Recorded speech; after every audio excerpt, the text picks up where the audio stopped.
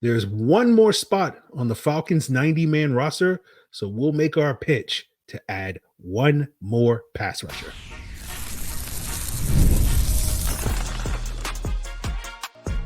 You are Locked On Falcons, your daily Atlanta Falcons podcast. Part of the Locked On Podcast Network, your team every day. Welcome back, everyone, to another illustrious episode of the Locked On Falcons podcast, your daily Atlanta Falcons podcast, part of Locked On Sports Atlanta, your team every day. And today's episode is brought to you by Game Time. Download the Game Time app and create an account. Use code LOCKEDONNFL for $20 off your first purchase. Terms apply. So if you don't know me, I'm just your humble podcast host, aka Aaron Freeman, aka Mr. Drew, aka Sirius Black, aka the Jolly Green Giant, aka the iron that sharpens the iron, aka Mr. aka. And I thank each and every one of you that enjoys those AKAs or don't enjoy the AKAs, but all that matters is that you're an everydayer, that you make this illustrious pod your first watch, first listen of the day. And if you want to become an everydayer so that I can continue appreciating you, all you have to do is subscribe or follow for free on YouTube or wherever you listen to podcasts. So today we are joined by Dave Choate, the head honcho over at the Falcoholic. He's going to make his pitch for what he thinks the Falcons should do with their final roster spot. We'll talk about the other 4 signings that the Falcons have made since rookie minicamp. Now that they're in, veterans are in the building, adding veterans. We'll talk about that, as well as what are Dave's thoughts and expectations on what this draft class and how these 3D linemen that the Falcons took in rounds 2, 3, and 4 will impact this year. And then, of course, we'll get Dave's thoughts on some of the intriguing matchups that he's looking out for when they'll be played, when the 2024 schedule gets dropped in the next 24 hours. So that's all in store for you. Let's jump into that conversation with Dave Choate of the Falcoholic right now. Welcome back, everyone, to another illustrious episode of the Locked On Falcons podcast with an illustrious guest. He is none other than the head honcho himself, Dave Choate of the Falcoholic. Dave, my friend, welcome back to Locked On Falcons. It's good to be back, and it's good to be referred to as head honcho. That is my favorite honorary title. I love it. I enjoy it as well. That's why I constantly say it. But we'll talk about some of the recent roster moves that the Falcons have made in coming up on the podcast in recent days. But Dave, I want to pick your brain on this because I know for a fact that Terry Fontenot and Raheem Morris are everydayers of this illustrious podcast, and with the Falcons having one roster spot left on their 90-man roster after making these 4 signings in the last couple of days, and maybe this will outdate itself in the next couple of hours as this episode airs. But, since you can make your pitch directly to the 2 head honchos with the Atlanta Falcons organization, if you had your sort of dream on what they would use that last pick, and I know they're bringing in a free agent corner like Jerry Jacobs in for a visit this week, but if you could, influence those 2 guys, like if you could make your pitch for who you will want to use that last roster spot on, to fill out this 90-man roster, I will give you the floor to make that pitch to Terry and Raheem. Well, Terry and Raheem, my personal friends here that I'm now talking to, I would probably go with an edge rusher. I still am super nervous about that group in general, even though I like the Bralen Trice edition. I think Arnold Ebiketie can take at least a little toddler step forward this year. But I am still looking at Tyus Bowser as somebody that I would like to add, assuming he's healthy.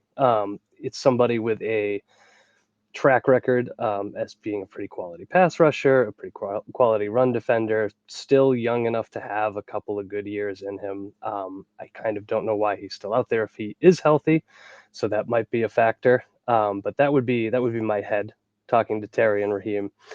But if it was my heart, I would say Justin Houston, because I've been pursuing that dream for like 15 years now, and it's not time to give it up quite yet. So I had completely forgotten that Tyus Bowser was still a free agent. I think at some point he would have signed somewhere. So that is a good reminder that there are still some decent options out there that can help the Falcons in terms of their pass rush. But they did bring in one pass rusher in the last couple of days, right? And let's talk about the 4 guys that they did sign in the past few days. That is edge rusher Bradlee Anae, safety Dane Cruikshank, tight end Ross Dwelley, and wide receiver Dylan Drummond. Do any of these guys sort of stand out to you as anything more than the sort of post mini camp body? I know last year they brought in, I think it was JJ Arcega-Whiteside, and that created some buzz for a couple of days, and then I think people sort of touched grass at some point and we're like, I don't know if JJ's gonna really move the needle. So did we just sign for JJ Arcega-Whiteside? I gotta say it. Or do you feel like these guys that they brought in, or any one of these guys, could really potentially impact some of the competitions for the roster spots later this summer? Yeah, I think it's possible. I think Anae, it's sort of like, who is going to have that last spot on the roster? Is it Ogundeji? Is it maybe D'Angelo Malone? If he looks pretty good this summer, he has at least theoretically a chance to push himself into the last spot in that sort of outside linebacker edge group. Or the practice squad. I view it as a long shot. It's been a little while since he's been on a team. He wasn't a particularly productive pass rusher when he was, and that's what the Falcons need. But I think it's possible. Drummond's really the only guy that I would say I don't see a path to a roster spot for him. There's a lot of receivers on this roster right now. There's quite a bit of investment in some of them, even players like Ray McLeod, who isn't truly a receiver, is going to make this roster. Kaderil Hodge should make this roster. So I don't see him making it. But the two that I guess I'm most interested in would be Cruikshank and Dwelley. And I think it's just the nature of the positions. Cruikshank has a history of being a quality special teamer. Micah Abernathy is kind of locked into that fourth safety special teamer role just because there's not a lot going on this roster unless they're shifting people around. So maybe he can push him for that. And I think Dwelley has a legitimate shot to unseat John Fitzpatrick and Tucker Fisk for that third tight end role, because both of them are, incumbents on a new coaching staff. Dwelley is a different kind of player. He's not particularly adept at pass catching or blocking, but he's a better receiver maybe than either of those guys. Plays a lot of special teams, and sort of everything that I've read and heard about him in recent days since he left the 49ers is how much he was beloved by the locker room and the coaching staff over there. So, if you're looking at a culture guy who can be an occasionally useful pass catcher and play special teams, I mean, that sort of writes itself. This is not the Arthur Smith era. He's not going to be pushing for tight end 6. He might actually push somebody off the roster. He's the guy I think has the best shot. Fair enough. I think that's true. I just have a beef with Ross Dwelley, and it has nothing to do with Ross Dwelley because the Falcons signed him the day that the Lions signed Parker Hesse, and I fell to my knees in the frozen section of a grocery store the minute I heard that news, and so it was a sad day for me. But I think I'll get over it.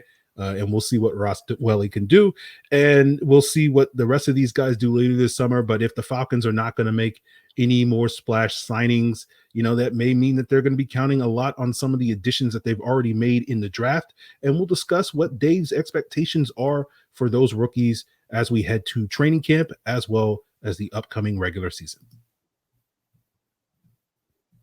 It is winner take all time in the NBA and NHL, and FanDuel is giving you a shot to bring home that big win of your own. Right now, new customers get $150 in bonus bets with any winning $5 bet. That's $150 to bet on spreads, money lines, player props, and so much more. Of course, you can also make in-season bets for the upcoming NFL season, especially now that the schedule is on the verge. You want to go and scan through the schedule. I know we all do it, right? You get your record going, over, under, Falcons 9.5 wins. You can check that out over at FanDuel, right? And of course, you can check out, the NBA draft props for who the Atlanta Hawks, yes, our beloved Atlanta Hawks, picking number 1 overall. Who do you think they should take? Who do you think it will be? It's all available over at FanDuel. What are you waiting for? Just go visit FanDuel.com/lockedon, and you can make every bet and every playoff shot count. FanDuel is America's #1 sportsbook. So before we continue today's Locked On Falcons, I want to plug the Locked On Sports Today 24/7 streaming channel right here on YouTube for free. And of course, you can check it out for free on the free Amazon Fire TV channels app, as well. And of course, Locked On Sports Today is giving you all the biggest news and the can't miss analysis from all the big stories across all the sports leagues. And if you're looking for a more local flavor, you can check out Locked On Sports Atlanta's 24/7 streaming channel, as well as, you know, the various Locked On Sports Atlanta shows like Locked On Bulldogs, Locked On Hawks, Locked On Braves, all part of Locked On Podcast Network, your team every day. So, Dave, let's talk about this draft class. We've had about 2.5 weeks to kind of let this draft class marinate. And I'm constantly, you know, on an annual basis here on this illustrious pod, preaching about how expectations for rookies tend to be too high, at least in their first years. I'm curious if you're part of the choir that I'm preaching to, or do you think this 2024 Falcons draft class may have a couple of sort of exceptions to the rule and have some guys that could be standouts and maybe do a little bit more than some of these low-end role players that most rookies tend to be? Yeah, I think you're preaching to the choir, but I also think given sort of team need, team priorities, and the players that they got, I do see 2 to 3 of these guys having significant roles, and by virtue of, you know, their level of competition and those and their talent having some kind of impact. I do think a Brandon Dorlus and a Ruke Orhorhoro. Did I get the correct number of syllables there? I don't Dang know. it. We'll have to Yeah. check the tape again, but continue. Yeah. I do think both of them, they'll play a lot, right? I think that Ruke is going to learn on the job. I think Dorlus is going to be counted on to provide that, you know, sort of third down pass rush punch. And I think both of them are good enough to be impactful. I think Dorlus is pretty ready to go. And I think Ruke, you know, just from a raw talent perspective, I look at him as somebody, and you know, this is dangerous to say out loud right here. If he puts it all together, like we've said about so many players before who didn't do that, you know, he could be a really interesting guy. So if you put him in a position to succeed early on, you know, he could have a really nice year. And I think the third guy that I would look at for that is Bralen Trice. And I think it's just because, again, in his particular case, there is not a ton of competition. He should play plenty in a rotation, given that Ebiketie and Lorenzo Carter are the only other 2 guys that I expect to be major players at the moment. And I think he has the talent to be something like, you know, let's say a 6-sack guy year 1, delivering some pressure that, you know, he can't be worse than what they have had in the past and what they don't have today. Right. So I think if you set the frame of reference in the right spot, all 3 can be major contributors this year. Are any of them going to be like rookie of the year candidates? No, but given what this defense needs and how much they're going to play, I do think they'll have fine seasons. I just think they happen to be the only 3 guys, barring an injury or a shakeup, that are going to have that kind of role. Okay. I think that's definitely fair. You know, I don't know why you're tempting fate by saying they can't be any worse than what we've seen in the past. But I know better, yeah, you know? Yeah. But I'm curious, sort of, in terms of maybe digging down into some of the specifics. But like I looked it up, and Zach Harrison averaged about 20 snaps last year. Arnold Ebiketie averaged about 30 snaps his rookie year. And Bud Dupree, obviously not a rookie, but was sort of, I guess, a full-time player and averaged about 45 snaps a year. Do you kind of see those guys across that range? Is there, you know, do you see like Ruke playing 20? Do you see Trice playing 40 or Dorlus 30? Like, where would you sort of plot those guys along that sort of spectrum in terms of how much we might see them this year? Yeah, I'm thinking somewhere around 30 for Ruke, for sure. I do think, again, they'll be creative how they line him up. I expect them to find ways to play him and get him that on-the-job training. I think Dorlus probably initially is a 15 to 20 snap player. You know, as he gets comfortable, his role expands. That could be, you know, north of 25 toward the end of the season. Trice, I'm expecting kind of in the range of 30 to 40 without a major signing, just because I think he needs to play that much. And he's also, you know, a durable, well-rounded player. He should be out there as much as you can get him out there. So, Yeah, that makes sense to me. I kind of see it a similar way. We'll see how it all shakes out. I think you kind of answered this question, but I'll just reiterate it again. If any of these guys, we're going to sit here and we're going to sort of project what are we talking about 6 months from now, you know, when we're in the midst of the season. Is there anybody of that trio that you're going to sit there and maybe plant your flag on, thinking this guy could be the pleasant surprise or pleasantly pleased with what he could do in year one? Out of those three, Yeah. yeah, I think it's Ruke, right? And I think that has something to do with sort of expectations coming in, which is this guy hasn't figured it all out yet. He's maybe too reliant on his physical traits. He's not consistently winning these matchups even in college. What's going to happen when he gets to the pros? But also just how good those traits are, how excited this coaching staff is about him, and the fact that you're looking at a defensive line that has some older players that we can't expect to play the full season. So I think there's kind of a nice environment for him to step in, get some of those, early struggles out of the way and blossom a bit by the end of the year, right? I think the arc that we're hopefully following here, maybe not quite as long as Zach Harrison, but that's what I'm looking for, right? It's like by the end of the season, by the last quarter of the year, we're seeing that talent turn into production.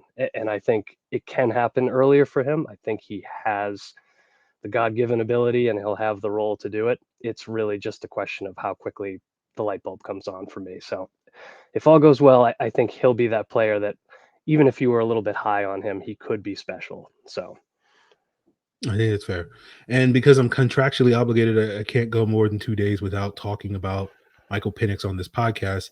I'm just curious, what are your expectations for Penix? Is he going to be the backup quarterback every week and just, hopefully doesn't see any action because Kirk Cousins is healthy and plays well?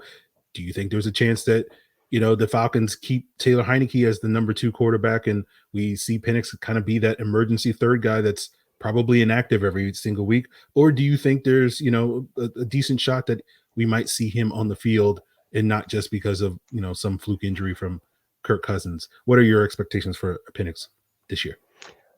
yeah, I think that's an interesting one because Heinicke kind of looms large here because, he's still here, obviously. And there is a established track record with him. But I tend to think that by the end of the summer, assuming Penix is progressing well and he's where the Falcons want him to be, even though it's only a tiny bit of savings, you're going to be looking at this team cutting ties with him and Penix being, the weekly number 2. I think he's ready enough in my mind. Clearly there's plenty they want to work with him on. The timeline for him to be a full-time starter is at least 2 years out if all goes well with Kirk Cousins. But I think you drafted him this early feeling like you can trust him in a game situation. So I think as long as the progression is linear enough, you're looking as good as you can, by the end of the summer, Heinicke will be among the last cuts perhaps, and we'll just see them roll with Penix. And then for their number 3 guy, who knows who that ends up being, they'll have one, probably on the practice squad. But I think that my expectation is very much that they'll feel good enough to have him as the backup. Okay. Yeah, I think that's definitely a possibility. I'm not as convinced that they're going to move on from Heinicke, but I think, again, a lot of that depends on how the summer goes. I think if I don't recall. I have to double check with Adnan because he was glued in on the dailies with the training camp. But my recollection is that Heinicke wasn't that impressive last summer. But we'll see on that front. So I think if we'll just sort of have to see. But like part of me wonders if the Falcons will just say like, yeah, this is going to be a full redshirt season for Michael Penix, and we won't necessarily worry about him having to worry about playing. Just know that you're just gonna just absorb everything and then we'll worry about it next year. But we'll just sort of have to see how that plays out. But I was trying to think of a segue. I can't think of it. Anyway, the 2024 schedule is going to drop in the next 24 hours.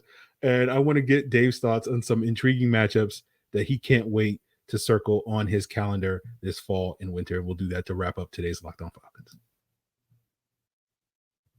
There is so much intrigue with the Falcons' upcoming schedule. You got key things like Arthur Smith's return to Atlanta as the Steelers' offensive coordinator, Patrick Mahomes' first ever trip to Mercedes-Benz Stadium, Kirk Cousins, a homecoming, refacing his old team in the Minnesota Vikings and the Washington Commanders.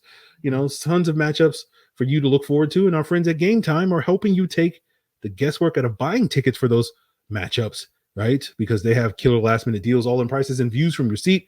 I really love the views from your seat because it allows me to sort of picture ahead of time before I even show up at the stadium, what it's going to look like when Patrick Mahomes breaks outside the pocket and lobs a bomb to Travis Kelce, either over Jesse Bates' head or Jesse Bates snags that interception, right? And you can also picture it too, guys. If you just download the Game Time app, create an account, and use code LOCKEDONNFL, and you'll get $20 off your first purchase. Terms apply. Again, create an account and redeem code LOCKEDONNFL. That's LOCKEDONNFL for $20 off. Download the Game Time app today. Last minute tickets, lowest price guaranteed. So we are wrapping up today's Locked On Falcons. And of course, tomorrow, as your first listen, we'll be breaking down the 2024 schedule.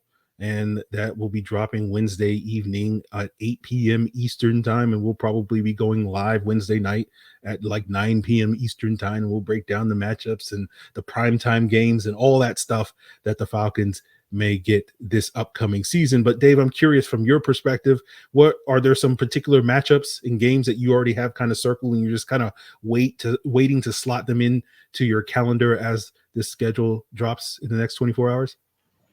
Yeah, I think the big three for me, and I was kind of thinking about this quite a bit before the pod, actually, are Pittsburgh and Washington. And both of them are kind of probably self-explanatory, right? It's former Falcons head coaches. But with the Steelers, it's the seeming likelihood that it's going to be an early season matchup. Maybe even week one is some of the rumors out there, where you have not only, Arthur Smith versus Raheem Morris, but you also have two quarterbacks that probably churn their quarterback situations as much as anybody in the league. So totally fresh.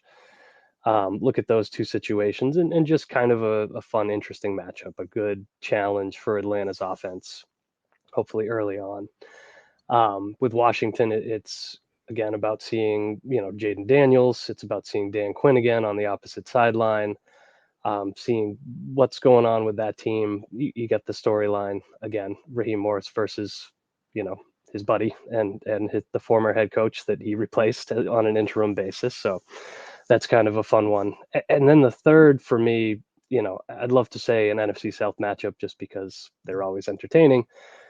But I really think I'm interested to see what happens against the Chiefs. You've got your defending Super Bowl champion, again, rumored to be potentially an early season matchup. And I really want to see how the Falcons look against the best of the best. And you can probably assume that the Chiefs are going to be among the better teams in football again. They seem to be every year. So seeing how much that improvement that the Falcons have been targeting and promising shows up, against the defending champions, to me is a really good early season barometer for them. Yeah, I think all three of those matchups are very intriguing. They all obviously have sort of certain storylines. As you said, the Chiefs, it's kind of a measuring stick to sort of see like, the best against whatever the Falcons are this year. And so you sort of see like, okay, how close are we? And you go back to that 2020 game when Raheem was the interim coach and the Falcons. I don't think the Chiefs played particularly their best brand of football that Sunday, but the Falcons were very competitive down to the end. And if Younghoe Koo sort of makes that kick at the end, I think it sends it into overtime. And, Falcons don't have the world's greatest luck in overtime, but at least we would have been like, hey, we went to overtime with, the eventual AFC champions. And obviously, as you mentioned, the Pittsburgh, it's a homecoming, for Arthur Smith, because it's going to be here in Atlanta. You have the Washington game, which is a homecoming for Kirk Cousins going up against his former team. You also I didn't even mention that, Kirk Cousins in the Falcons going on the road against Minnesota as well this year. So a lot of interesting matchups. There's always the Sean Payton game that, that random Broncos Falcons game in Mile High that, the Falcons got to get up for in some form or fashion. So I think there's a lot of intriguing matchups on the schedule. You got, Jim Harbaugh and the Chargers and what are they looking at? just scanning, the Eagles and that matchup is always going to be intriguing because they've been kind of the class of the NFC for the better part of the last 2 decades. And I was telling Will McFadden on the podcast yesterday that I looked up the stat that basically the Falcons only ever beat the Eagles when they're like not a playoff team. And whenever the Eagles are a playoff team, they're like 1-11 since 2000 against the Eagles. So it's one of those things where it's like, yeah, like if the outcome of that game will kind of, based off of history, will kind of tell you where each team is, in their trajectory. Are the Eagles still, one of the top teams in the NFC, or are the Falcons on a team on the come up that can sort of break that? But yeah, I think there's a lot of great matchups this upcoming season. Anything else, Dave, that you're looking forward to in 2024? I know we're several months away from it, but anything that you're excited to see this upcoming season? Is it, are we looking at this team from the perspective of like we were last year, where we had a lot of expectations for what this defense would be given the investments that they made? Has that sort of flipped to now we're looking at the offensive investments, and now we're excited to see what Zach Robinson can do with this offense and Kirk Cousins? I'm just curious, where do you sort of stand on that? For sure. Like, I think I'm excited to see what this rebuilt defensive line looks like with some of these young players. I'm interested to see what Raheem Morris and Jimmy Lake are envisioning for that side of the ball. But it's definitely the offense, right? Like the thought of a functional NFL passing game, like, just fills my heart with joy, right? It's been a couple of years, it feels like, since that was a consistent reality. So you're excited, but you're also nervous about the fact that they did make these major investments on that side of the ball. They're like, okay, we are going to be able to pass the ball effectively. We still have 2 really good running backs. We have a good offensive line. We kept the offensive line coach. Like, these pieces should all fit together in a way that makes the Falcons a contender this year. Like, that's the hope inside the building. It's the hope out here among fans. So I'm apprehensive, because these are the Falcons and things rarely turn out the way they should. But yeah, I'm super excited to see what it actually looks like when push comes to shove. Okay. Well, that's going to do it for us here on today's episode. Dave, let the people know, what's coming their way over at the Falcoholic. Yeah, we are starting to break down sort of how the different position groups have changed. We're going to be taking a closer look at Cousins and Penix and sort of what to expect in the season ahead for them. I'm sure you guys are tired of that, but we'll try to have a fresh take on it. And then we're getting into OTAs and even, June's right around the corner with mandatory minicamp. So we'll be breaking down the little tiny tidbits we get from that, and that'll tide us over until training camp. So, guys, that's going to do it for us here on today's episode. Again, want to thank Dave Choate. As I mentioned earlier, tomorrow we'll be breaking down the schedule. We'll go through it, talk about some of the intriguing, not only the matchups between the teams, but the matchups within the game, right? Anybody who follows this podcast knows that it's all about matchups. That's what determines the outcomes of games. And, can the Falcons shut down DK Metcalf? Can the Falcons shut down Justin Jefferson? Who's going to block Max Crosby? Those types of things. So we'll get into store for that, and that'll sort of frame how we approach this upcoming season. Of course, later in the week, I think at the end of the week, if all things go according to plan, we'll see if the Falcons make that big splash signing at the end of this week to fill out their 90-man roster, and we'll talk about that. Or if that doesn't happen, then the Falcons just go out and get some, camp body or whatever you want to call them. And there's no offense to those guys. Those guys, actually have a chance to make the roster and whatnot, but we don't tend to think, oh, pencil that guy in definitely on the 53-man roster. That's what we mean when we say these guys are camp bodies. They'll have a shot. But my plan is Thursday, Friday on the podcast, we'll do the Ruke Orhorhoro scouting report, where I'll give you my sort of final thoughts on Ruke after going through the film over the past, couple of weeks. And we'll keep this thing moving, breaking down the rest of this draft class as the summer is in store. So that is what is in your wheelhouse. I don't know, on your radar. Words are hard, guys. As we wrap up the week here on Locked On Falcons, as your first listen, check out Locked On Sports Atlanta, Locked On Sports Today, Locked On Hawks, Locked On Braves, Locked On Bulldogs.